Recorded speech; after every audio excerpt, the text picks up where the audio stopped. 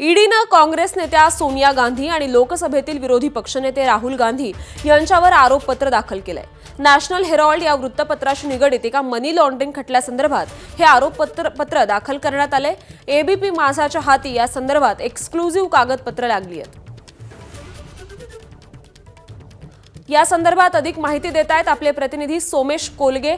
सोमेश, नेमका या आरोपपत्रात काय म्हटलंय आणि कशी कारवाई होईल?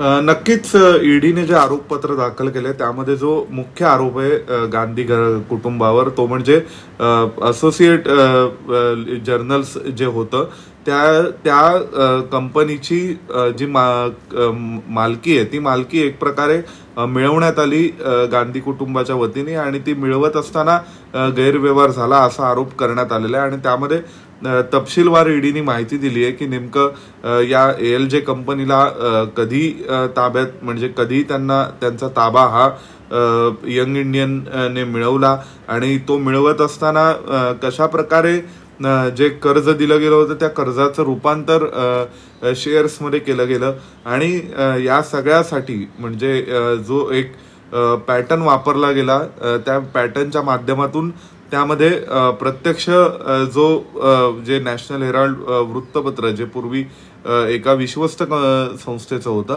तर त्या नॅशनल हेराल्डचं नुकसान झालं आणि त्या मानाने जे यंग इंडियन किंवा ज्या प्रायव्हेट ओनरशिप मार्फत हा सगळा प्रकार करण्यात आला त्यातून गांधी परिवाराचा फायदा झाला आणि त्यासाठीचा आरोप हा पहिल्यांदा भाजप नेते सुब्रमण्यम स्वामी यांनी 2013 साली केला होता आणि त्यानंतर आतापर्यंत हे प्रकरण सुरू होतं।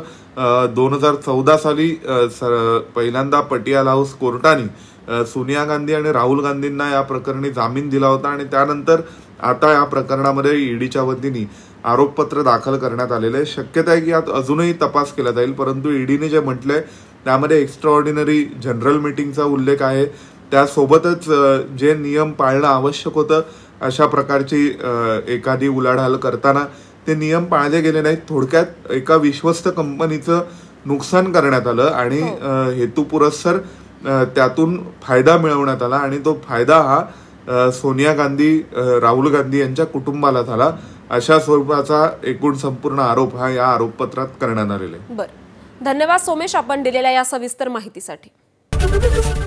एबीपी माझा, उघडा डोळे बघा नीट।